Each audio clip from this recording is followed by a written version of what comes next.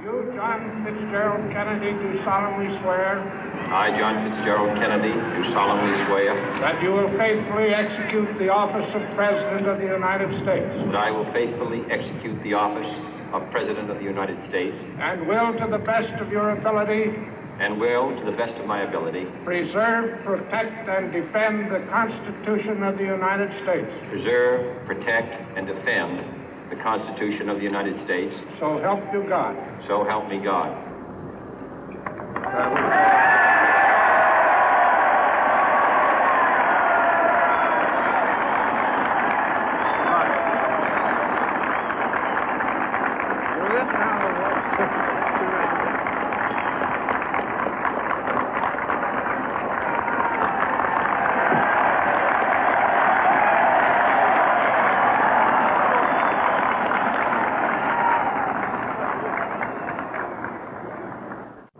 Vice President Johnson, Mr. Speaker, Mr. Chief Justice, President Eisenhower, Vice President Nixon, President Truman, Reverend clergy, fellow citizens.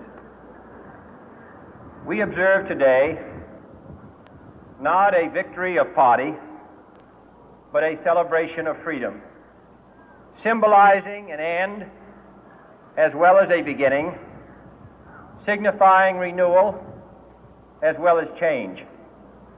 For I have sworn before you and Almighty God the same solemn oath our forebears prescribed nearly a century and 3/4 ago.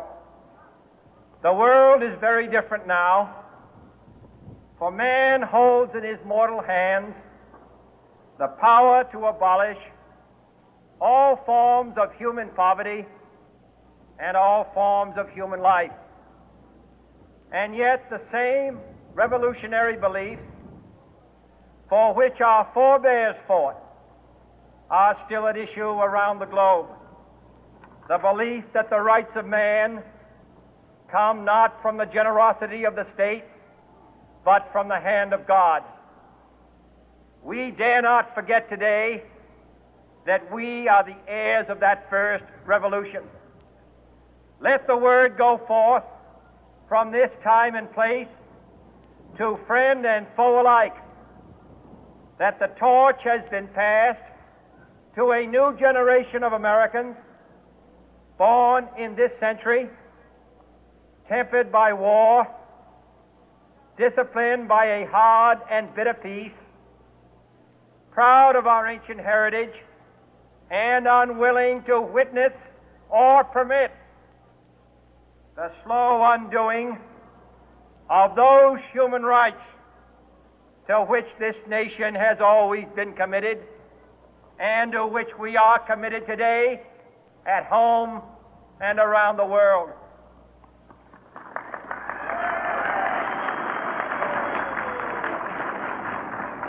Let every nation know, whether it wishes us well or ill, that we shall pay any price, bear any burden, meet any hardship, support any friend, oppose any foe to assure the survival and the success of liberty.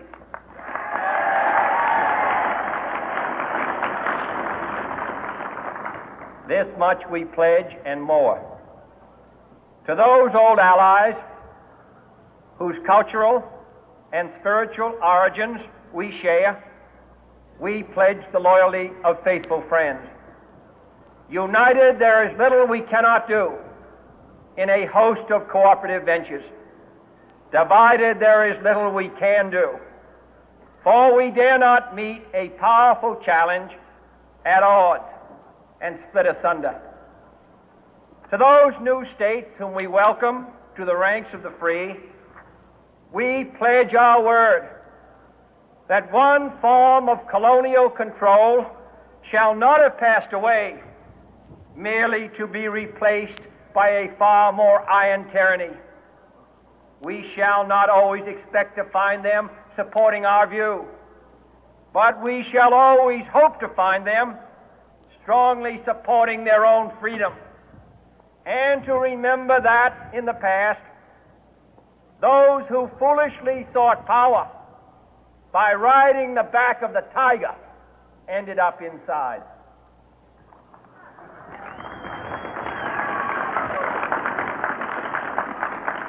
To those people in the huts and villages of half the globe struggling to break the bonds of mass misery, we pledge our best efforts to help them help themselves for whatever period is required, not because the communists may be doing it, not because we seek their votes, but because it is right.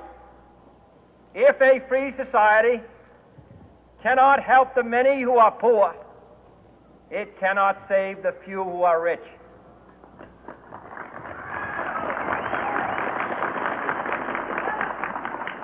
To our sister republics south of our border, we offer a special pledge to convert our good words into good deeds, in a new alliance for progress, to assist free men and free governments in casting off the chains of poverty.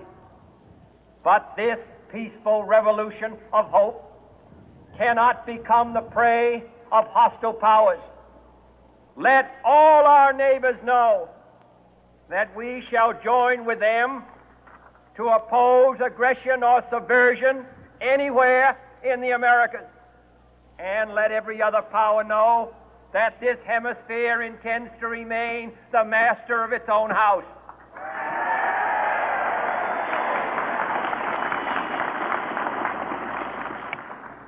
To that World Assembly of Sovereign States, the United Nations, our last best hope, in an age where the instruments of war have far outpaced the instruments of peace, we renew our pledge of support to prevent it from becoming merely a forum for invective, to strengthen its shield of the new and the weak, and to enlarge the area in which its writ may run.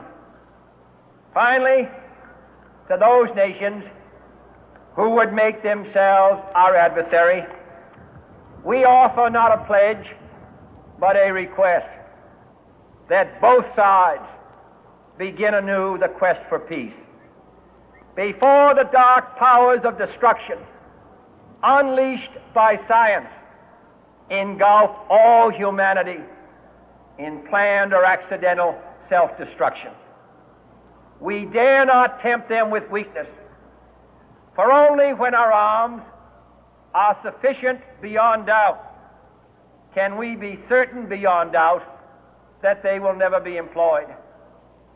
But neither can two great and powerful groups of nations take comfort from our present course, both sides overburdened by the cost of modern weapons, both rightly alarmed by the steady spread of the deadly atom, yet both racing to alter that uncertain balance of terror that stays the hand of mankind's final war. So let us begin anew, remembering on both sides that civility is not a sign of weakness, and sincerity is always subject to proof. Let us never negotiate out of fear, but let us never fear to negotiate.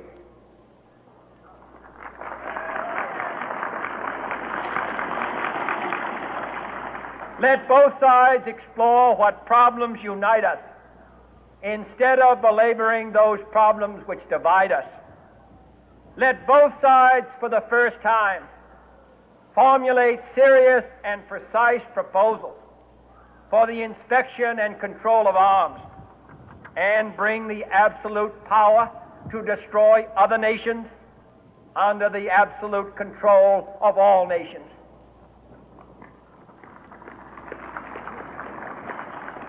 Let both sides seek to invoke the wonders of science instead of its terrors. Together, let us explore the stars, conquer the deserts, eradicate disease, tap the ocean depth, and encourage the arts and commerce.